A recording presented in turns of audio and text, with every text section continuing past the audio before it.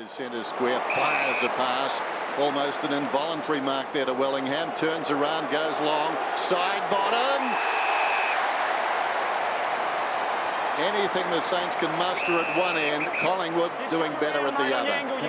This is really interesting down on the Collingwood bench. He got the feel that Mick Malthouse wanted Scott Pendlebury out on the field. Thomas came off. He sent Thomas back out. He said, you can stay out there. He's trying to orchestrate, I guess, the younger players to be sitting on the pine. Who's on, who's off? Side bottom runs around, and that is the cream. They're home, well and truly, but they may not be home later tonight. I'm suggesting the early hours of tomorrow morning.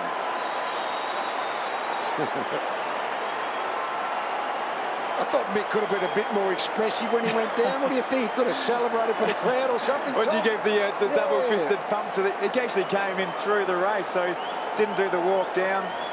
I think he's actually bubbling inside, but it's funny when you know you were happy and you want to smile, your face can't crack for about 10 minutes because you've been so tense. Although we see Bucks, Nathan Buckley, first year back as an assistant coach, premiership resulted. Well, he's the only teenager out there. Still side bottom. Kicks his second. Collingwood are going to win by close to 10 goals. Graham and Wellingham so slippery trying to get out of it. And Michael Malthouse in winning today, well, he joins you, Lee. It's tears of joy here. Everybody sort of, as a living Collingwood coach, but he joins you and Ron Barassi as having won a premiership as a player or coach at 3 different clubs. It's only Barassi, Matthews and Malthouse. I'd like to be in that club. How big that is. Hey, and of course he's the oldest coach ever now to win a VFL AFL Grand Final. What Mick's doing down there, he's putting that's David Butterfin, who's his conditioning coach. I'm not sure what that surely he's not orchestrating a loose man in defence. A recovery session.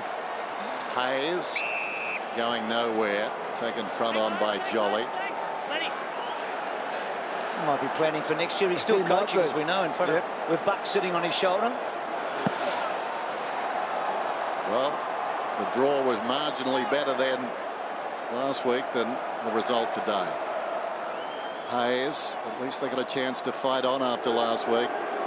All in vain today. Peake, revolt, tackled by Tuvey, wrestled down. Peake feeds it forward. Schneider slips away, runs down towards half forward, comes back to Graham. Graham unloads, but drifting back. Maxwell takes the mark. Ball is on the move. That's ignored. Goes to the other side. Heath Shaw's got it.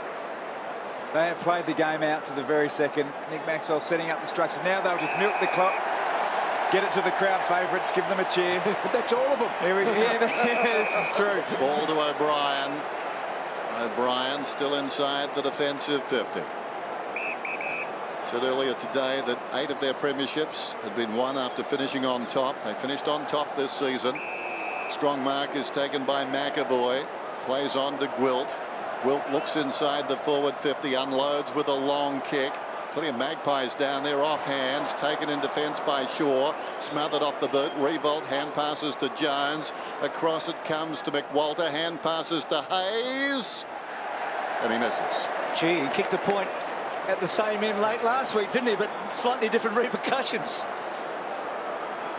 Dennis, Josh Cage is telling me 8 of those premierships too coming in October for Collingwood. 8 of their 15. It's amazing when you look around the ground. So much of the ground's thinned out. I'm guaranteed there were all St.Kilda supporters. No doubt about that. And all the black and white supporters are still here.